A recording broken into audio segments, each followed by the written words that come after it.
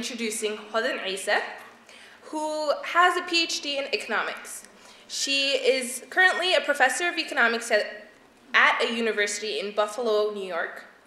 She got her Bachelor's of Science in Agriculture and Biology at the Somali National University in Mogadishu, Somalia. She got her master's degree in economics in '88 in Athens, Ohio, at the Ohio University. She got her PhD in economics in 2002 at George Mason University in Fairfax, Virginia. And she was in a number of fellowships and has been published in a number of publications, but I only have time to tell you about 3. Her article was called An Empirical Analysis of the Determinants of Foreign Aid, and a Panel Approach. It was published in the International Advances in Economic Research in 2006. Her next article was called Foreign Aid and Free Trade and Their Effect on Income. That was in the Journal of Developing Areas. And her third article was called Causes and Consequences of Corruption. And that was published in a journal called Cato Journal. And what she's here to talk to you guys about today is the use of economic resources as a means of resolving and perpetrating conflict. Specifically, how the war has impacted women and children. Fun stuff. Please welcome Hodan Isa to the stage.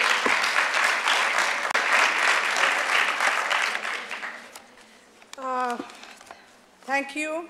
I want to thank all the organizers who gave me the opportunity to talk to you, both Somalians and non-Somalians.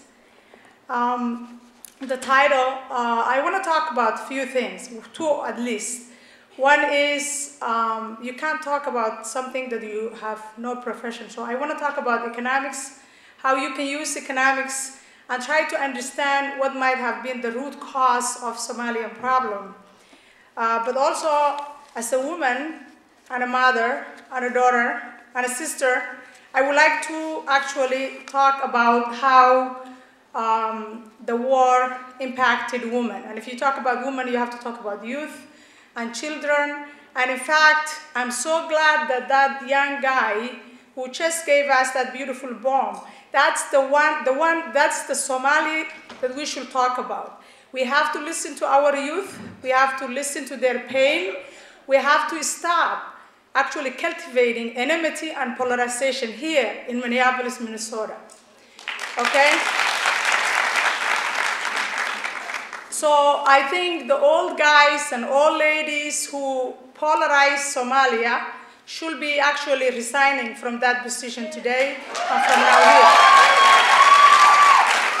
It's the time of healing. It's the time of rehabilitating our youth. If you don't see dying children wherever they are, they might be in Seyla, they might be in Hargeisa, they might be in Kismayo, they might be in Mogadishu, they might be in Bosaso. Whatever region it is, they're Somalian. They look the same, they speak the same, it's one community, it's one people. We have to remember that Somalia, we have seen the worst of worst. We have seen how polarization, clan polarization and ethnic polarization and inequality has caused us that we are not part of the map today. So if that did not teach us a lesson, then all Somali who are very proud to say we are smart, we're smart, but we are not that smart because we're not able to lift ourselves from those things. So let's talk about the quest for governance and how many quests we made. The theme of quest is ancient. Somalia's audacious quest to discover the means by which Somali people govern themselves and once again be part of the world community.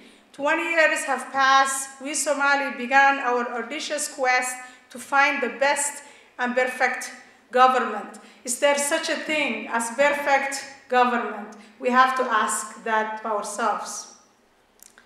How can we be positive, contributing members of the world community? The only thing you see if you go to the airports, you will be stopped because you are Somali. If you look at the TV, you see starving Somali kid.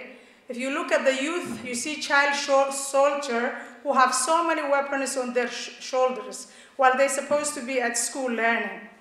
We have to think about a government maybe that might be able to not only to be part of the world community, but as well as safeguarding our institutions and our resources, our safeties, and our socio-economic well-being. Maybe 15 times, I'm not really politically that involved, we have tried and we have found that many different times each government fails. Should we really expect all of them to fail, or we are part of that failure? So to look at that, I want to talk about few injustices that we have to really look at. But before I even look at the injustices, really let us take a stock of what we are today in Somalia. No matter, there are regions, and I have to correct my brother, as academicians, we always fight. But we don't fight physically. There is no violence or bloodshed here. There is always word fight.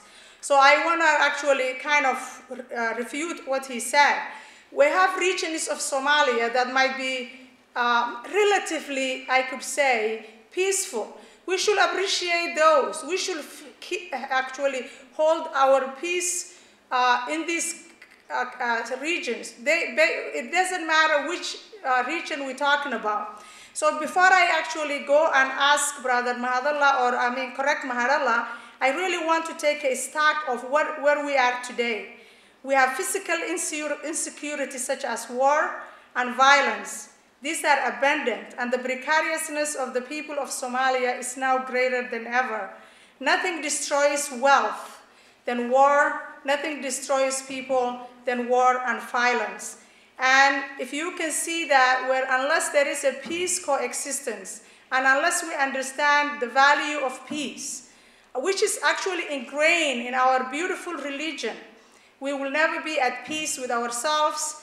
And I want to talk about also what the title, the young lady, her name escaped me, did actually say, using economic resources as a means of perpetuating or resolving conflict.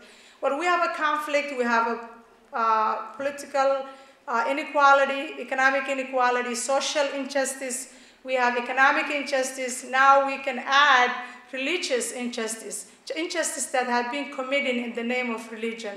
And we know that if we are Muslim people who believe that Prophet Muhammad was sent, sallallahu alayhi wasallam, here in this world to be actually rahmah for the world. I actually wonder sometimes where that rahmah is in the Somali heart. It seems to me that people have something called in the deen. If you learn about the deen, not only what we read from the kitab, but apply it to your own personal self. One of the main things is if your deen is accepted, if your prayer is accepted, it has to reflect in your soul, al-ihsan and iman and all that stuff. I will leave most of the deen stuff for Sheikh Yusuf, so I don't want to take his stuff, but let me talk about the economics.